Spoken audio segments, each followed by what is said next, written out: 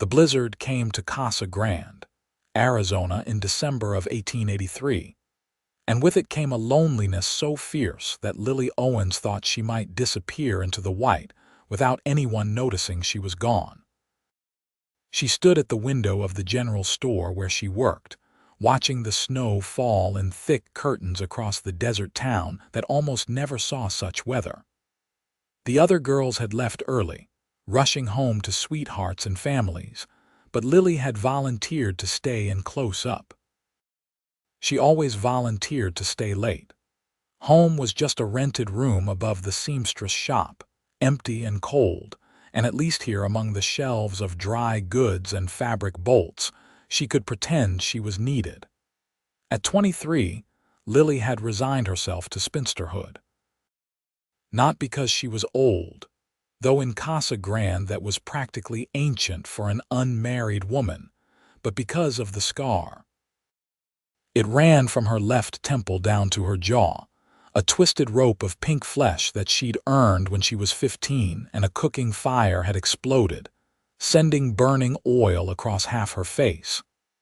The pain had been excruciating, but it was nothing compared to the way people looked at her afterward. The way men's eyes would slide past her as if she were invisible. The way mothers would clutch their children closer, as if tragedy might be contagious. She'd learned to keep her hair down, to turn her head just so, to make herself small and useful. The Hendersons who owned the store kept her on because she was good with numbers and never complained about long hours. The other shopgirls tolerated her because she always took the worst shifts. And Lily told herself this was enough, that she'd find purpose in work and books, and the quiet satisfaction of a job well done. But sometimes, like now, watching the snow transform the harsh desert landscape into something magical and new, she felt the weight of all her unlived life pressing down on her chest until she could barely breathe. The bell above the door chimed, letting in a gust of freezing wind, and a man she'd never seen before. He was tall, well over 6 feet, with snow melting in his dark hair and frost clinging to his heavy coat. His face was weathered from sun and wind, probably in his mid-20s, with a strong jaw shadowed by several days' worth of beard. But it was his eyes that caught her, gray as the storm outside, and the way they looked directly at her without flinching, without that telltale flicker of revulsion or pity. "We're about to close," Lily said softly, instinctively turning her head to hide her scar. "But if you need something urgent, I can help." The man stomped his boots on the mat, snow cascading off him. "Appreciate it, madam. Name's Benjamin Fletcher. Just rode in from Tucson and got caught in this damned storm. Pardon my language." He moved further into the store, and Lily noticed he walked with a slight limp. "Need supplies if I'm going to hole up somewhere until this passes. Didn't think Arizona got weather like this." "It doesn't usually," Lily said, coming out from behind the counter. "Once every 10 years or so, maybe." "Where are you headed?" "Nowhere in particular." Benjamin pulled off his gloves, revealing calloused hands marked with old scars. "I'm a horse trainer, go where the work is. Heard the Rockingham Ranch outside town needed someone to break their new Mustangs." Lily began gathering supplies, moving efficiently through the store. Beans, coffee, jerky, matches. Her hands knew the work so well she barely had to think about it. "The Rockingham is a good outfit. Clay Mitchell runs an honest operation. You know him. Everyone knows everyone here. That's what small towns are like." She wrapped the items in brown paper, her fingers quick and precise. "Though I suppose you know that, moving from place to place." Benjamin leaned against the counter, studying her with an intensity that made her nervous. "I do. But I haven't found a place worth staying yet. Always something missing." Lily tallied up his purchases, writing the numbers in neat columns. "That'll be $2.30, he paid, but didn't immediately gather his supplies. Outside, the wind howled, rattling the windows. "This going to let up any time soon?" "Not tonight." Lily glanced at the darkening sky. "There's a boarding house 2 streets over, Mrs. Patterson's place. She'll have a room and a hot meal." "And you? How are you getting home in this?" The question surprised her. Most people didn't think to ask about her, the scarred spinster who kept to herself. "I live close. I'll manage." Benjamin frowned, looking out at the blizzard that had intensified in just the few minutes he'd been inside. "This isn't whether to be walking in close or not. Let me see you home." "That's not necessary." "Maybe not, but I'm offering anyway." Lily felt something flutter in her chest, something she'd thought she'd killed years ago. Hope, maybe, or just the dangerous warmth of someone caring enough to offer. "You don't have to do that. I'm used to taking care of myself." "I don't doubt it." Benjamin's gray eyes met hers again, steady and certain. "But maybe you shouldn't have to, not tonight." She should have said no. Should have sent him on his way and locked up alone like she always did.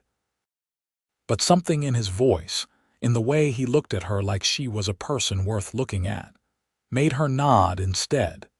They finished closing up the store together, Benjamin carrying the heavy crates to the back, while Lily counted the till and recorded the day's sales. It felt strange, having someone share her space, moving around her like they belonged there.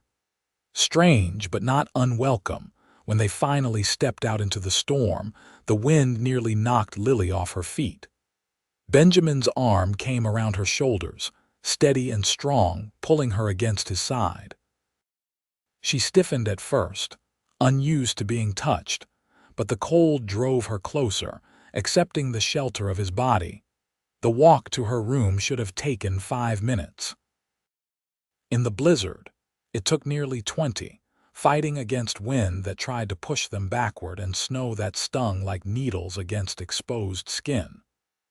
By the time they reached the narrow stairs leading up to her room, Lily's teeth were chattering so hard she could barely get the key in the lock.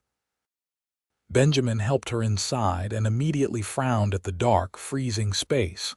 "You don't have a stove, downstairs only." Lily's hands shook as she tried to light a lamp. "I usually just use extra blankets." "Not tonight." Benjamin took the matches from her trembling fingers and lit the lamp himself, warm light flooding the small room. It wasn't much. A narrow bed, a wooden chair, a small table, a trunk for her clothes. No pictures on the walls, no personal touches, just a place to sleep. Benjamin's jaw tightened, but he didn't comment on the sparse conditions. "I'm getting you to the boarding house. You'll freeze up here." "I can't afford, I can." He said it simply, matter of fact. "And I've got more than enough for 2 rooms. Don't argue with me on this, Miss Owens." Lily Owens. She pulled her shawl tighter, knowing he was right but hating to accept charity. "I don't take handouts. It's not a handout. It's one human being looking out for another." Benjamin moved toward the door.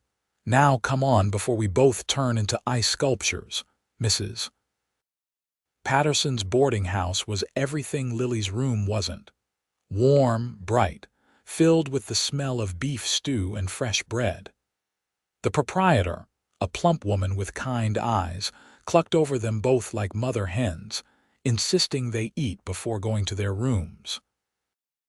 Lily sat at the long dining table, acutely aware of being in an unfamiliar place, of the other boarders glancing at her scar and then quickly looking away.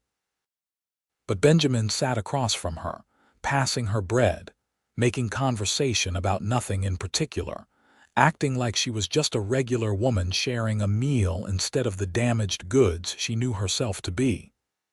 "So how long have you worked at the general store?" he asked, spooning stew into his bowl. 7 years, since I was 16. "You like it?" No one had ever asked her that. They asked if she was managing, if the work was too hard, if she was grateful to have it, but never if she liked it. "It's fine, steady. Mr. Henderson is fair." Benjamin tilted his head, studying her. "That's not what I asked." Lily set down her spoon, suddenly tired of all the careful words she'd learned to use. "No, I don't particularly like it, but I'm good at it and it pays enough to live on, and that's more than most women in my position can say." "Your position?" She almost laughed at that, bitter and sharp. "You know what I mean." "I really don't." Benjamin's voice was gentle but firm. "You're a woman with a job and a roof over her head. Seems like a fine position to me." Lily's hand went unconsciously to her scarred cheek, and Benjamin's eyes followed the movement. "Don't," she said quietly. "Don't pretend you don't see it. I see it." He met her gaze without flinching. "I also see someone who's clearly good with numbers, works hard, and was kind enough to help a stranger when she could have turned him away. The scar's just part of your face, Miss Owens. It's not who you are." She wanted to believe him. God, how she wanted to believe him. But 8 years of rejection had taught her otherwise. "You're very kind, Mr. Fletcher, but we both know how the world works. Maybe," he pushed his empty bowl away, "or maybe the world works however we decide to let it. I've got scars too, Miss Owens. Different kinds, but they're there. Some on the outside, some on the inside. Doesn't mean I'm done living." Before Lily could respond, Mrs. Patterson bustled over with offers of pie and coffee. The moment passed, but something had shifted between them, some small crack in the wall Lily had built around herself. That night, lying in a real bed with clean sheets and warmth seeping up from the stove below, Lily stared at the ceiling and thought about gray eyes that looked at her like she mattered. She told herself not to be foolish, that Benjamin Fletcher was just passing through, that his kindness meant nothing beyond basic human decency. But as she drifted off to sleep, she let herself imagine, just for a moment, what it might be like to be chosen, to be wanted, to be loved not in spite of her scars but with them, as part of the whole person she was. The blizzard lasted 3 days. 3 days of being snowed in at Mrs. Patterson's boarding house, of meals shared at the long table, of conversations that grew longer and more personal. Benjamin told her about growing up on a ranch in Texas, about losing his parents to a fever when he was 19, about a bad fall from a horse that shattered his leg and left him with the limp he'd carry forever. Lily found herself talking about things she'd never told anyone. The fire that scarred her, the way her own father couldn't look at her afterward, how she'd left home at 16 because staying meant watching her family's pity every single day. "They didn't mean to be cruel," she said on the second evening, sitting in Mrs. Patterson's parlor while wind rattled the windows. "They just didn't know what to do with me anymore.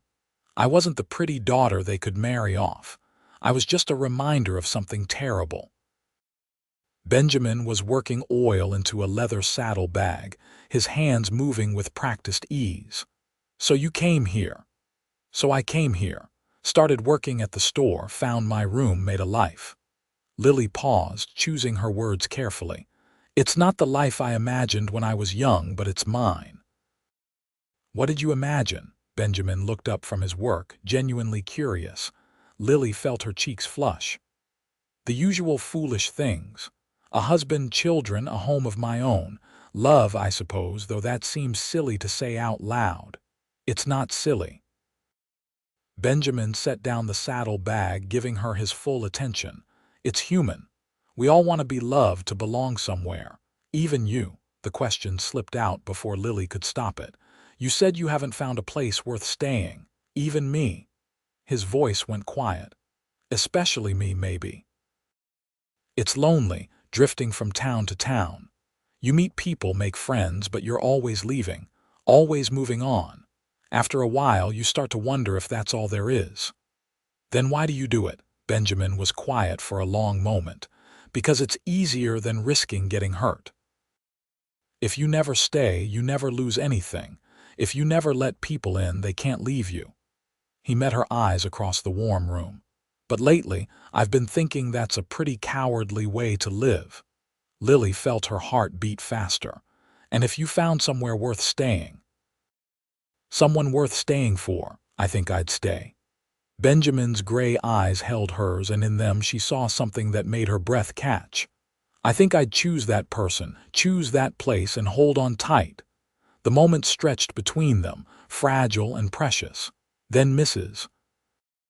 Patterson bustled in with tea and cookies, and the spell broke. But Lily felt different, lighter somehow, as if the weight she'd been carrying had shifted just a little. On the third day, the snow finally stopped.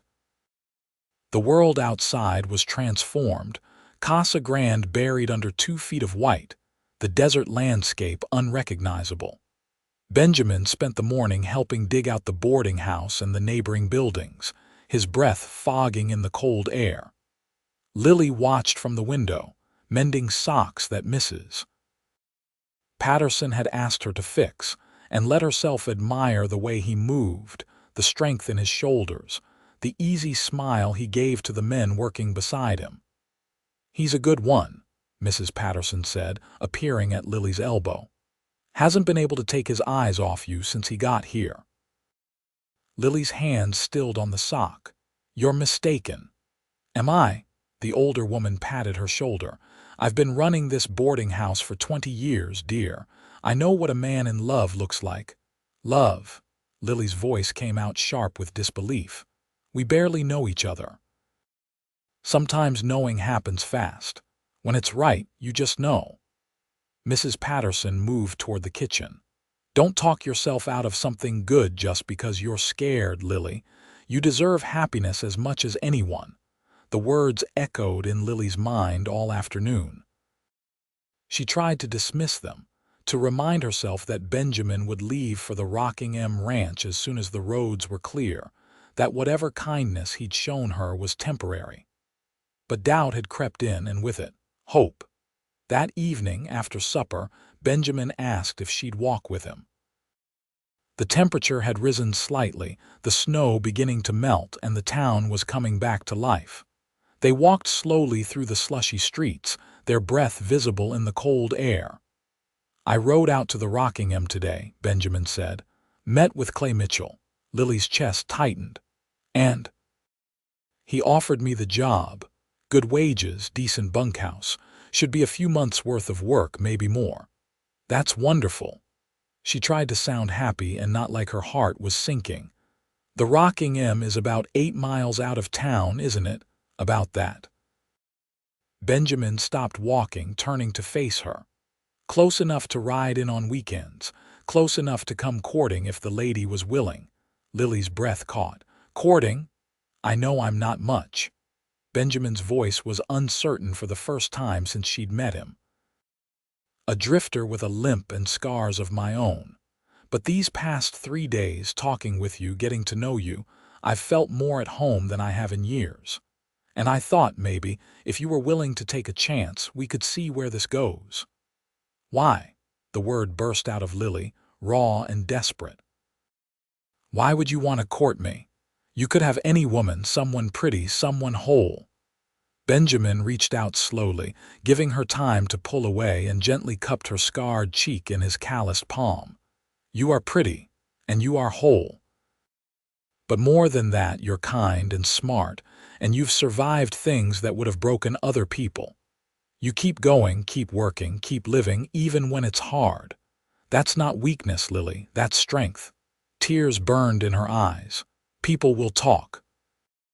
They'll say terrible things about why you're with me. Let them talk." Benjamin's thumb brushed away a tear that had escaped. "I don't give a damn what people say. The only opinion that matters is yours. So I'm asking, would you let me court you? Let me show you that you're worthy of being chosen." Lily had spent 8 years convinced that no one would ever want her, that her scar made her unlovable, that the best she could hope for was to be useful and ignored. But here was Benjamin Fletcher, looking at her like she was something precious, offering her everything she'd thought she'd lost the night the cooking fire exploded. She could say no. Could protect herself from the inevitable hurt when he came to his senses and realized what everyone else already knew, or she could be brave, just this once, and reach for something good. "Yes," she whispered. "Yes, I'd like that." Benjamin's smile was like sunrise breaking over the desert. He pulled her close, wrapping his arms around her, and Lily let herself lean into his warmth. Let herself believe that maybe, just maybe, she deserved this. They stood there in the melting snow, holding each other as Casa Grande came alive around them, and Lily thought that sometimes the world could surprise you. Sometimes, when you'd given up hope, it could give you exactly what you needed. The courting began in earnest the following week. Benjamin started his work at the Rocking M, breaking horses and earning Clay Mitchell's respect with his patience and skill. But every Saturday afternoon, he'd ride into town, cleaned up and wearing his best shirt, and call on Lily at the boarding house. Mrs. Patterson had given her a better room, one with a small sitting area where she could receive guests properly, and charged her the same rent, insisting business had been good lately. Those Saturday afternoons became the center of Lily's world. Benjamin would bring her small gifts, wildflowers he'd found on the ranch, a book he'd bought in Tucson before the storm, a pretty hair ribbon from the general store.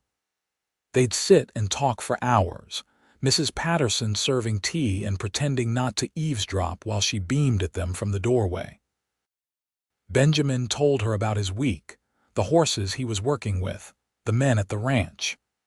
Lily shared stories from the store, the odd customers and the gossip that flowed through it. But more than that, they talked about deeper things, their fears and dreams, the losses they'd survived, the futures they'd stopped letting themselves imagine. "I want land of my own someday," Benjamin said one afternoon in January, his hand covering hers on the settee. "Nothing huge, just a small ranch, enough to raise horses, make an honest living, build a house, a real home." That sounds wonderful. Lily could picture it, a house with a porch, horses grazing in a pasture, a garden maybe. "Where would you want this ranch to be? I've been thinking about that." Benjamin's thumb traced circles on her palm, the touch sending warmth through her. "Arizona suits me. The desert, the mountains, the sky, and Casa Grande seems like a good town, small enough to know your neighbors, big enough to have what you need. You'd want to stay here." Lily's heart beat faster. "Permanently? I'd want to stay where you are." Benjamin lifted her hand to his lips, kissing her knuckles gently. "These past weeks, Lily, they've been the best of my life. I wake up excited for the day because I know I'm one day closer to seeing you. When something good happens, you're the first person I want to tell, and when I think about the future, all I can see is you." Lily blinked back tears. "I feel the same way. I never thought I could feel this way. Happy, I mean, truly happy. You deserve to be happy." Benjamin shifted closer, his free hand coming up to cup her face, his fingers tracing the edge of her scar with infinite tenderness. "You deserve everything good this world has to offer." He kissed her then, soft and sweet, and Lily felt something inside her heal, some deep wound she'd been carrying close. She kissed him back, tentative at first, then with growing confidence. Benjamin made a soft sound of contentment, pulling her closer, and Lily thought that this, right here, was what she'd been missing. This connection, this feeling of being cherished. When they finally broke apart, both breathing hard, Benjamin rested his forehead against hers. "I love you, Lily Owens. I know it's fast, but I don't care. I love you. I love you too." The words came easy, natural as breathing. "I love you so much it scares me. Don't be scared." Benjamin kissed her forehead, her cheeks, the tip of her nose. "I'm not going anywhere. I choose you, Lily. I'll always choose you." The words wrapped around Lily's heart, precious and perfect. She'd spent so long thinking no one would ever choose her, that her scar made her unworthy of love. But Benjamin had looked past the surface, had seen her for who she truly was, and chosen her anyway. Chosen her not in spite of her scars, but with them, accepting all of her. As winter turned to spring, Their love deepened. Benjamin saved every penny he earned, planning for their future. Lily kept working at the store, but now she had something to work toward, something beyond just surviving day to day. They talked about marriage, about the ranch they'd build together, about children they might have. "I want 3, Benjamin said one warm April evening as they walked through town. 3 children to fill our house with noise and laughter." Lily laughed. 3? That's ambitious. You don't want children?" He looked concerned and she squeezed his hand. "I do. I just never let myself think about it before. It seemed like something for other people, not for me." "Well, it's for you now." Benjamin pulled her close, right there on the main street where anyone could see. "Everything good is for you now. You just have to let yourself have it." In May, Benjamin spoke to Mr. Henderson, asking permission to marry Lily. The store owner, who'd watched Lily work faithfully for years, gave his blessing immediately. "She's a good girl," he told Benjamin. "Deserves a good man. You treat her right, you hear?" "Yes, sir. I intend to treat her like she's the most precious thing in the world, because she is." The next Saturday, Benjamin arrived at the boarding house with a ring. A simple gold band with a small sapphire. "It was my mother's," he said, kneeling in Mrs. Patterson's parlor while the landlady watched with tears streaming down her face. "She gave it to me before she died, told me to give it to a woman worth the gift. Lily Owens, you're worth this and so much more. Will you marry me?" "Yes." Lily didn't hesitate, didn't second guess. "Yes, 1,000 times yes." Benjamin slid the ring onto her finger and it fit perfectly, like it had been made for her. He stood and kissed her thoroughly, Mrs. Patterson applauding in the background, and Lily felt like her life had finally, truly begun. They were married in June in a small ceremony at the church. Lily wore a simple white dress that Mrs. Patterson helped her sew, with lace at the collar and sleeves. Benjamin wore a new suit, his dark hair slicked back, his gray eyes bright with love. Clay Mitchell stood as best man and Mrs. Patterson as matron of honor, and the church was full of people from town who'd watched Lily grow up and were happy to see her happy at last. When the preacher asked if anyone objected to the union, there was only silence. When he pronounced them man and wife, Benjamin kissed her in front of everyone, his hands cupping her face, his love shining clear. And when they walked back down the aisle as Mr. and Mrs. Fletcher, Lily felt the weight of 8 years of loneliness lift away like morning fog. The reception was held at Mrs. Patterson's boarding house, tables set up in the yard, food and music filling the warm summer air. People came up to congratulate them, to shake Benjamin's hand and kiss Lily's cheek. A few still couldn't quite look at her scar, but Lily found she didn't care anymore. She had Benjamin, had his love and his ring and his name, and that was enough. "Happy," Benjamin whispered in her ear as they danced their first dance as husband and wife. "Happier than I ever thought possible." Lily rested her head on his shoulder, letting him lead her in slow circles. "Thank you for choosing me. Thank you for letting me." Benjamin kissed her hair. "I'm the lucky one, Lily. Don't ever doubt that." They spent their wedding night at the boarding house, Mrs. Patterson insisting they take her best room. Benjamin carried Lily over the threshold, both of them laughing, giddy with joy and anticipation. He set her down gently, then cupped her face in his hands, his gray eyes serious. "I want you to know something," he said softly. "You're beautiful. Not in spite of your scar, not ignoring it. Just beautiful, exactly as you are. And I'm going to spend the rest of my life making sure you know that." Lily's eyes filled with tears. "I'm starting to believe it. When I see myself through your eyes, I see someone different, someone worthy. You are worthy." Benjamin kissed her then, slow and deep, and Lily lost herself in him, in the taste and feel and warmth of him. He made love to her with a tenderness that stole her breath, whispering words of love and praise against her skin, worshipping every inch of her like she was something sacred. Afterward, lying tangled together in the moonlight, Lily traced the scars on Benjamin's leg, the evidence of the fall that had changed his life. Does it still hurt? Sometimes. When the weather changes, mostly. It's a reminder that I survived, that I'm stronger than I thought. He caught her hand, bringing it to his lips. Same as your scar, it's proof you survived something terrible and came out the other side. I never thought of it that way. I always just saw it as something ugly that marked me as damaged. Then see it differently now. Benjamin's voice was firm. See it as a badge of honor. You survived, Lily. You kept going when it would have been easier to give up. That's not damage. That's strength. Lily kissed him, pouring all her love and gratitude into it. I'm so glad the blizzard brought you to Casa Grande, so glad you walked into that store. Best decision I ever made, staying to see you home that night. Benjamin pulled her close, her head on his chest, his heartbeat steady under her ear. I knew even then, I think, that you were special, that you were mine. I was always yours. Lily smiled against his skin. I just didn't know it yet.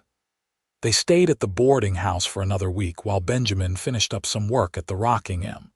Clay Mitchell had been generous, giving Benjamin a bonus and a recommendation, telling him if he ever needed work again, there'd be a place for him. But Benjamin had other plans now. He'd been scouting land for months, riding out on his days off, talking to ranchers and farmers, getting the lay of the territory. 10 miles south of Casa Grande, he'd found a perfect spot. 100 acres with good water, grazing land, and a view of the distant mountains. The previous owner had died, and his children, who'd moved back east, were eager to sell. Benjamin used every penny of his savings plus a small loan from Clay Mitchell, and by the end of June, the land was his, their land, their future. They moved onto the property in July, living in a tent while Benjamin started building their house. Lily helped as much as she could, holding boards steady while he hammered, mixing mortar for the chimney, planning the layout of rooms. It was hard work, backbreaking and exhausting, but she'd never been happier. This was theirs, every nail and board a piece of their shared dream. Clay Mitchell and some of the hands from the Rocking M came out on weekends to help, and the house rose quickly. It wasn't large, just 4 rooms. A main living area with the kitchen, 2 bedrooms, and a small study where Lily could keep the ranch accounts. But it had big windows to let in light, a porch that wrapped around 2 sides, and a view that stretched for miles. They moved in at the end of August, sleeping on a mattress on the floor of their bedroom because they didn't have furniture yet. But Lily didn't care. She had walls and a roof and Benjamin, and that was more than enough. What do you think? Benjamin asked, standing on the porch at sunset, his arm around Lily's shoulders. Does it feel like home? It feels like everything I ever wanted. Lily leaned into him, watching the sky turn gold and pink. I keep thinking I'm going to wake up and find this was all a dream. It's real. Benjamin kissed the top of her head. We're real. This life we're building is real, and it's only going to get better. He was right. Over the next year, they built their ranch piece by piece. Benjamin bought 3 mares and a stallion, good stock with strong bloodlines, and started breeding horses. Lily turned a patch of ground into a garden, growing vegetables and herbs. They bought chickens and a milk cow, added a barn and a stable, slowly transforming the raw land into a working ranch. It was hard work, harder than anything Lily had done at the general store. Her hands grew calloused, her skin tanned by the sun. But she was strong in ways she'd never been before, capable and confident. Benjamin treated her as a full partner, asking her opinion on decisions, trusting her judgment. She kept the books, managed supplies, and learned to break horses alongside him. People in town noticed the change in her. The quiet, scarred girl who'd kept her head down was gone, replaced by a woman who walked tall, who smiled easily, who radiated contentment. Some were surprised. Others said they'd known all along that Lily Owens just needed someone to see her worth. Their first year of marriage was marked by small joys and large triumphs. Their first foal, born on a cold January morning. Their first sale, a 3-year-old gelding that went to a rancher in Phoenix for a good price. Their first Christmas in their own home, decorating a tree they'd cut themselves, exchanging simple gifts, making love by the fireplace while snow fell gently outside. And through it all, Benjamin loved her with a steadiness that never wavered. He told her he loved her every morning and every night. He kissed her scars, her face, her hands. He held her when she had nightmares about the fire, whispering that she was safe, that he had her. He celebrated her victories and soothed her frustrations and made her laugh when she was tired. In the spring of their second year together, Lily realized her monthly courses hadn't come. She waited another month to be sure, then rode into town to see Dr. Harrison. He confirmed what she'd suspected. She was pregnant. Lily rode home in a daze, one hand on her still flat stomach, wonder and terror warring inside her. She'd wanted children, had dreamed of them, but now that it was real, she was afraid. What if something went wrong? What if she couldn't be a good mother? What if the child was born with her scars, marked by her damaged body? Benjamin was in the stable when she got home, grooming one of the horses. He looked up when she entered, his smile fading when he saw her expression. "What's wrong?" "Nothing's wrong." Lily dismounted, her legs shaky. "At least I don't think anything's wrong. I'm pregnant, Benjamin. We're going to have a baby." For a moment he just stared at her. Then he whooped with joy, lifting her and spinning her around despite her protests. "A baby, we're having a baby." He set her down carefully, his hands going to her stomach. "When? Are you all right? Do you need to rest? Should I get the doctor?" Lily laughed, her fear melting away at his enthusiasm. "I just saw the doctor. I'm fine. The baby should come in November, he thinks." November. Benjamin's eyes were bright with tears. "We're going to be parents." "We are." Lily took his hands. "Are you happy?" "Happy. I'm beyond happy. I'm terrified and excited and grateful." He pulled her close, holding her gently now like she was made of glass. "Thank you, Lily. Thank you for giving me this, for giving us this. Thank you for making me believe I could have this." Lily rested her head on his chest. "A year ago, I never would have thought this was possible. Being loved, having a home, starting a family. You gave me all of that. We gave it to each other." Benjamin kissed her forehead. "And we're going to be amazing parents. This baby is going to be so loved, Lily. So incredibly loved." The pregnancy was mostly easy, though Lily tired more quickly as the months passed. Benjamin fussed over her constantly, insisting she rest, taking on more of the work himself. Lily let him, knowing he needed to feel useful, to feel like he was taking care of her. As her belly grew, so did their excitement. They converted the second bedroom into a nursery, Benjamin building a cradle from oak he'd ordered specially from Tucson. Lily sewed baby clothes and blankets, her stitches neat and sure. Mrs. Patterson came out to visit, bringing gifts and advice, beaming at the life they'd built. "I knew you two were meant for each other," she said, rocking in the chair on the porch, watching Benjamin work with the horses. "From the moment I saw him look at you, I knew. You were right." Lily's hands rested on her swollen belly, feeling the baby kick. "About everything. About taking a chance, about deserving happiness. I'm so grateful I listened to you. You listened to your heart, dear. That's what mattered." Mrs. Patterson patted her hand. "And now look at you. A beautiful home, a husband who adores you, a baby on the way. You have everything you deserve." The baby came on a cold November night, 3 weeks earlier than expected. Lily's water broke while she was making dinner, and Benjamin rode like mad to fetch Dr. Harrison. The labor was long and hard, lasting through the night and into the next morning. Benjamin stayed by her side the whole time, holding her hand, wiping her forehead, whispering encouragement. "You can do this," he said as another contraction gripped her. "You're the strongest person I know. Just a little longer, love." "I can't," Lily gasped, exhausted and in pain. "It's too much." "You can. Look at me, Lily." Benjamin's gray eyes held hers steady and sure. "I've got you. I'm right here. You're not alone." She drew strength from him, from his presence and his love, and when Dr. Harrison finally said to push, she bore down with everything she had. The baby's cry filled the room, strong and healthy, and Lily collapsed back against the pillows, tears streaming down her face. "It's a boy," Dr. Harrison announced, wrapping the infant in a clean blanket. "A fine, healthy boy." Benjamin was crying too, his hands shaking as he took their son. "He's perfect. Lily, look at him. He's absolutely perfect."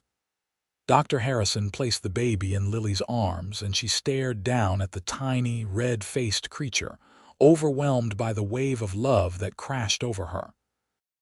He had dark hair like his father, a serious expression, and a grip that was surprisingly strong when he wrapped his tiny fingers around hers.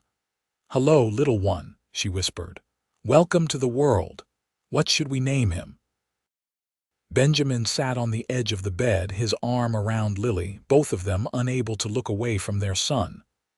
"I was thinking Thomas," Lily said. "After your father," Benjamin's breath caught. "You do that." "I would. He gave me you after all. That deserves to be honored. Thomas Fletcher." Benjamin touched their son's cheek with one gentle finger. "It's perfect. He's perfect. You're perfect." He kissed Lily, soft and reverent. "Thank you for him, for everything. You've given me more than I ever dreamed possible." "We gave it to each other," Lily echoed his words from months before. "We built this together." Thomas was an easy baby, content to sleep and eat and watch the world with his father's gray eyes. Lily had worried she wouldn't know how to be a mother, but the instinct came naturally. She nursed him, rocked him, sang lullabies her own mother had sung to her. Benjamin was a devoted father, getting up in the night to help, walking the floor with Thomas when he fussed, completely unafraid of the tiny human they'd created. The ranch thrived alongside their growing family. Word spread about Benjamin Fletcher's well-trained horses, and buyers came from all over the territory. Lily managed the business side, negotiating prices, keeping accounts, making sure they stayed profitable. It was a true partnership, each of them playing to their strengths, building something lasting. When Thomas was 6 months old, Lily found herself pregnant again.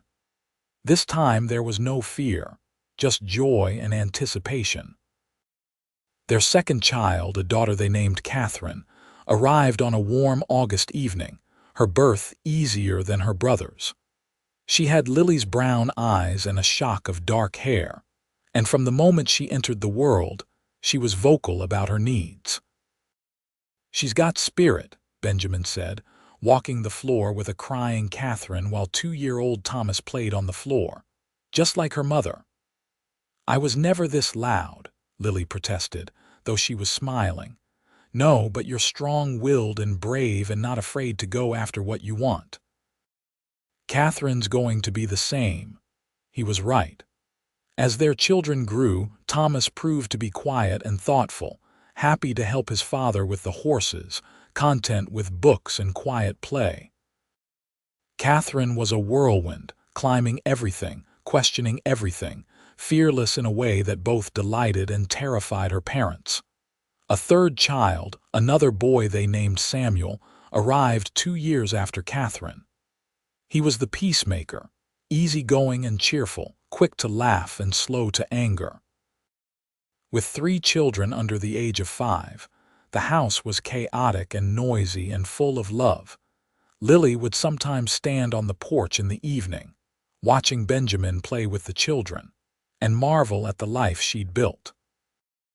10 years ago, she'd been a lonely, scarred girl convinced she'd spend her life alone.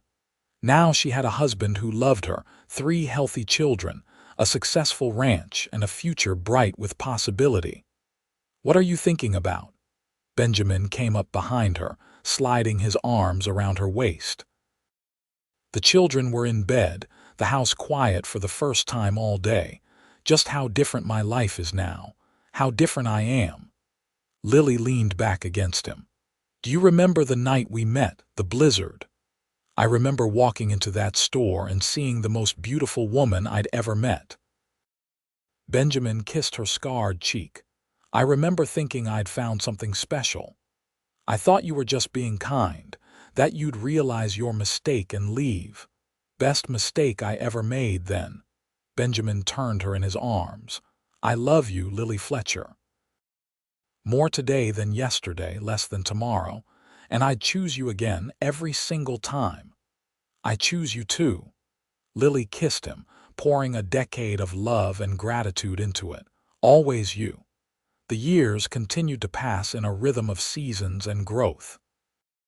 The children grew tall and strong, learning to ride and rope, to read and write, to be kind and brave. Thomas showed a gift for training horses like his father, patient and intuitive with the animals. Catherine announced at age 8 that she wanted to be a doctor, and nothing would dissuade her. Samuel was the artist, drawing everything he saw, his sketches covering every available surface. Lily watched them become themselves, these people she and Benjamin had created, and felt a pride so deep it sometimes brought her to tears. They knew about her scar, of course, had asked about it when they were young. She'd told them the truth, about the fire and the pain and the years she'd thought she was unlovable because of it. "But Daddy loves you," Thomas had said, maybe 6 years old at the time, stating it like it was obvious. "Yes, he does. Because you're lovable. The scar doesn't change that." Simple childhood wisdom, but it had healed something in Lily that she hadn't even known still hurt. The children never saw her scar as anything but a part of who she was, just like Benjamin's limp was part of him, just like Thomas's serious nature or Catherine's wild spirit were parts of them. It was just one piece of the whole person, not the defining characteristic. When Thomas was 15, a man rode onto their property, tired and dusty from travel. Lily was in the garden when he arrived, and something about him seemed familiar. "Help you," she called out, wiping her hands on her apron. The man dismounted, pulling off his hat. He was maybe 50, with graying hair and a weathered face, and eyes the same brown as Lily's. "Lily," his voice cracked. "Is that you?" She froze, recognition slamming into her. Father Samuel Owens stood there, tears running down his face. "I've been looking for you for years. Ever since your mother passed, I've been looking." He took a step forward, then stopped, uncertain. "I know I have no right to ask, but could you forgive an old fool who didn't know how to help his daughter when she needed him most?" Lily's first instinct was to send him away, to protect herself from the man who'd failed her so completely. But then she thought about the life she'd built, the person she'd become, the love she'd found. She thought about Benjamin teaching their children that scars were just proof of survival, about how he'd looked at her in that general store 13 years ago and seen someone worth choosing. "Come inside," she said quietly. "We'll talk." Samuel stayed for a week, getting to know the grandchildren he'd never met, shaking Benjamin's hand and thanking him for taking care of his daughter. He apologized over and over for his failures, explaining that grief and fear had paralyzed him after the fire, that he hadn't known how to help Lily when he could barely help himself. "I was a coward," he said on his last evening, sitting on the porch with Lily while Benjamin put the children to bed. "I let you go because I didn't have the courage to face what had happened, and I've regretted it every day since. I forgive you." Lily surprised herself by meaning it. What happened made me who I am, and who I am is pretty good. You're extraordinary." Samuel looked at the ranch, at the house and barn and horses. "You built all this. Benjamin and I built it together." Lily smiled. "He's the one who taught me I was worth choosing, that my scars didn't define me. Everything good in my life comes from that blizzard that brought him to Casa Grande. Then I'm grateful for that blizzard too." Samuel stood, preparing to leave in the morning. "Thank you, Lily, for letting me back in, for introducing me to your family, for being gracious when you had every right to slam the door in my face. Everyone deserves a second chance." Lily hugged her father, something she hadn't done since she was 15. "Write to us. Come visit. Be part of our lives if you want to. I want to. More than anything." Samuel left the next morning, but he kept his promise. Letters arrived regularly, and he visited twice a year, building relationships with his grandchildren, slowly repairing the damage of years of absence. Life continued its steady rhythm. The children grew and left home one by one, each following their own paths. Thomas married a girl from town and started his own horse ranch nearby. Catherine went to school back east to study medicine, determined and unstoppable. Samuel became an artist, his work selling in galleries in Phoenix and Tucson. And through it all, Benjamin and Lily remained the center of everything, the foundation upon which their family was built. They grew older together, silver appearing in their hair, new lines forming around their eyes.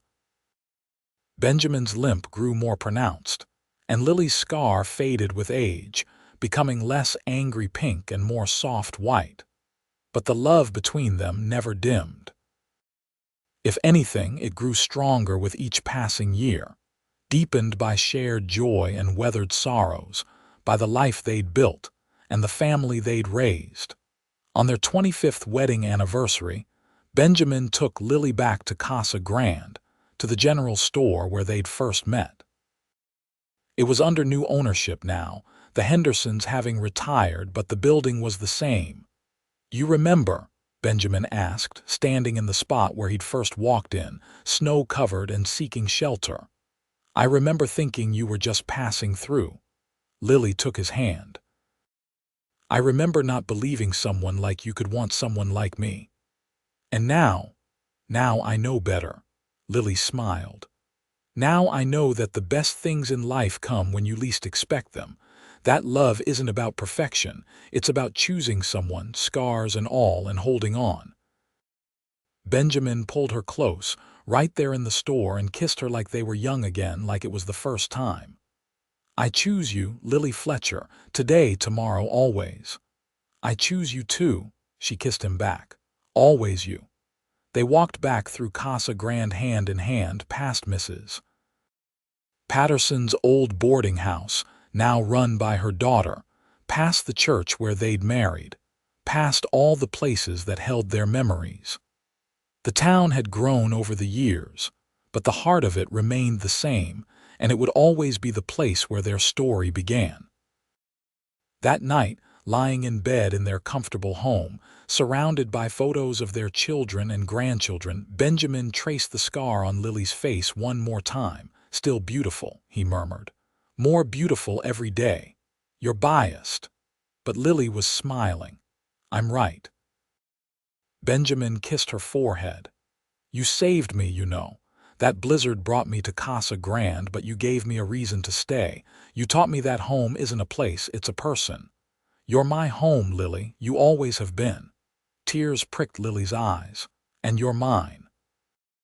You saw me when everyone else looked away. You chose me when I thought I was unchosen. You gave me everything I thought I'd lost. We gave it to each other." Benjamin held her close. "That's what love is, I think. Choosing each other every day in big ways and small. Building something together that neither of us could build alone. And we built something beautiful." Lily thought of their ranch, their children, the life they'd created. Something lasting. The best things always last. Benjamin's voice was drowsy now, sleep pulling at him. "Like us." "We're forever, Lily." "Forever," she agreed and let her eyes close, safe in his arms, exactly where she belonged. The years continued to pass, bringing grandchildren and eventually great-grandchildren, all of them welcomed into the growing Fletcher family. The ranch passed to Thomas, who ran it with the same dedication his parents had shown. Catherine opened a practice in Casa Grande, becoming the town's first female doctor, treating everyone regardless of their ability to pay. Samuel's paintings hung in galleries across the country, each one a piece of the Arizona landscape he'd grown up in. And Benjamin and Lily grew old together, their love the constant through every change. They sat on their porch in the evenings, watching the sunset paint the desert gold and pink, holding hands like they had from the very beginning. When Benjamin passed at the age of 78, peaceful in his sleep after a full day working with the horses he loved, Lily grieved deeply. But she didn't shatter. She'd been chosen, been loved completely for over 50 years, and that love had made her strong enough to bear even this loss. She lived another 5 years, surrounded by children and grandchildren, telling stories about the blizzard that had changed her life, about the cowboy who'd walked into a general store and seen past her scars to the woman beneath. About how love, real love, was about choosing someone completely, holding on through every storm, building a life together one day at a time. On a cold December morning, exactly 60 years after the blizzard that had brought Benjamin to Casa Grande, Lily passed away in her sleep, a smile on her face, her hand clutching the sapphire ring that had never left her finger. At her funeral, held in the same church where she and Benjamin had married, her children and grandchildren spoke about her strength, her kindness, her unwavering love. Thomas told about how she'd taught him that scars were proof of survival.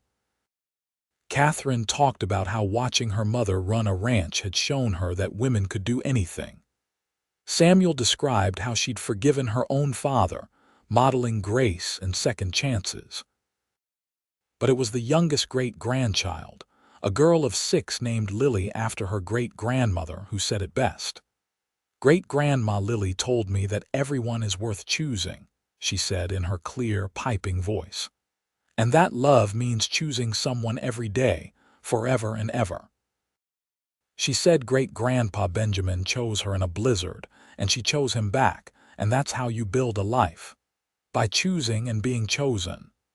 The mourners nodded, tears streaming down their faces because it was true.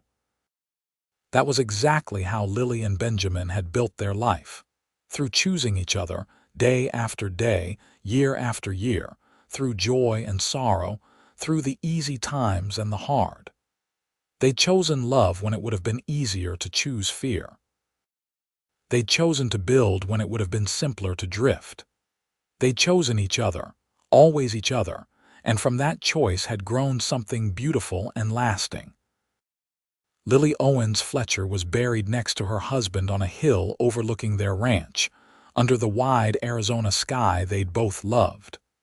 The gravestone was simple, listing their names and dates, but underneath, their children had added one line: "I choose you, always you." It was what Benjamin had said to Lily in the snow, all those years ago. It was what they'd said to each other through 50 years of marriage. And it was what their love had meant. A choice, made freely and kept faithfully, that had transformed 2 scarred, lonely people into something complete. The ranch continued under Thomas's care, then passed to his children, and their children after that. The house Benjamin had built remained standing, a testament to craftsmanship and love, filled with new generations of Fletchers who all knew the story of the blizzard and the cowboy, and the woman who thought no one would choose her. And on cold December nights, when snow rarely fell on the Arizona desert, but sometimes did, the Fletcher children would stand at the windows and remember. Remember that love was always possible, even when you thought you were unworthy. Remember that the right person would see past scars to the person beneath. Remember that choosing and being chosen was the greatest gift life could offer. Remember that once, a long time ago, a cowboy walked into a general store during a blizzard and saw a woman everyone else overlooked. And in choosing her, in saying, "I choose you, always you," he'd changed both their lives forever. That was the legacy Lily and Benjamin left. Not just a successful ranch or accomplished children, but the proof that love could heal, that choosing someone completely could transform everything, that no one was ever too scarred or damaged or broken to be worthy of being chosen. And in Casa Grande, Arizona, where desert met sky and the past lived alongside the present, their story was told and retold, a reminder that sometimes, when you'd given up hope, the world could surprise you. Sometimes, in the middle of a blizzard, love could walk through the door and change everything. Sometimes, the person you least expected could look at you and see everything you'd always hoped to be. Sometimes, someone chose you, and in being chosen, you became whole. That was Lily and Benjamin's gift to the world, the knowledge that everyone, no matter their scars, was worthy of being chosen. That love wasn't about perfection, but about seeing someone completely and choosing them anyway. That the best love stories began not when everything was perfect, but when two imperfect people decided they were perfect for each other. And so their story ended as it began, with choice, with love. With two people who found each other in a storm and held on tight, building a life and a family and a legacy that would last long after they were gone in the end. That was all anyone could hope for. To be chosen, to choose in return, and to build something beautiful from that choice. Lily and Benjamin had done exactly that, and in doing so, they'd proven that love, real love, was always possible, always.